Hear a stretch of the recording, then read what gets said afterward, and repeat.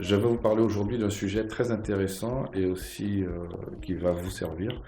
C'est l'usurpation du titre d'architecte. Donc il faut savoir que le métier d'architecte est régi par la loi du 3 janvier 77 et le port du titre vient de l'article 40 de cette loi.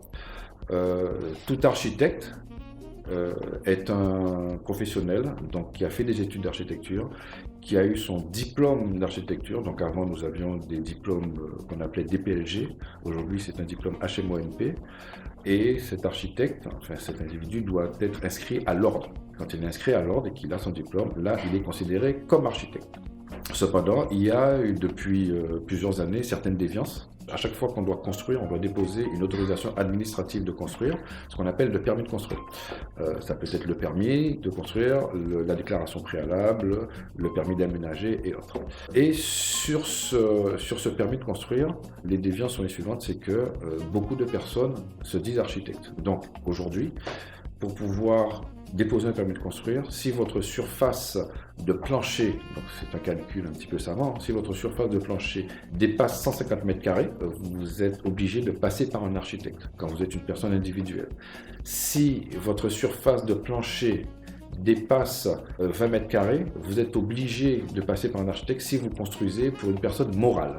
La personne morale, donc des sociétés, SCI et autres. Il faut savoir que le titre d'architecte, donc il est protégé et il y a des gens qui se font passer pour des architectes.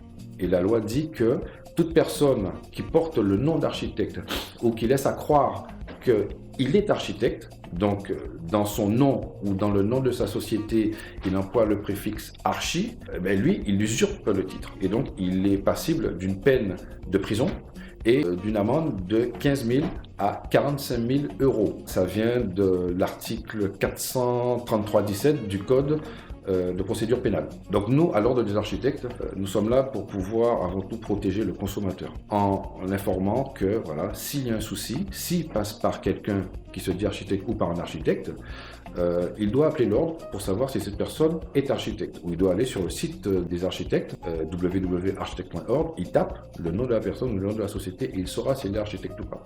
L'architecte, donc, il est inscrit à l'ordre, il est assuré et il paie ses cotisations. Par rapport à cela, plusieurs personnes donc essayent de passer au travers de la loi, sachant que la loi elle est un petit peu ambiguë, en se faisant appeler archi quelque chose ou quelque chose archi. Donc les personnes, lorsqu'ils voient archi, ils se disent bon ben voilà, c'est un architecte.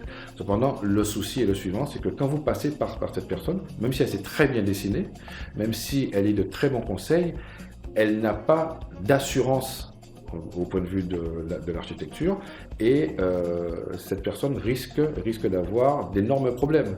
D'énormes problèmes, pourquoi? Parce que l'Ordre des architectes protège le consommateur, mais aussi les architectes. Donc si vous avez un souci avec une personne qui se dit architecte, qui laisse entendre au public qu'il est architecte alors qu'il ne l'est pas, eh bien, vous n'aurez pas vraiment de recours.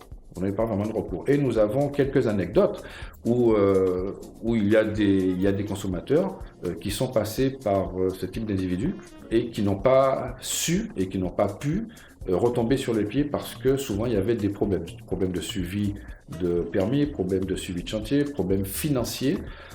Et souvent les gens qui le font, surtout aujourd'hui, nul n'est censé ignorer la loi, les gens qui le font, ils savent. Ils savent qu'ils n'ont pas le droit. Alors, quelque part, je dirais que c'est une usurpation. Et l'usurpation, elle coûte cher à cette personne, mais elle coûte cher aussi aux pétitionnaires.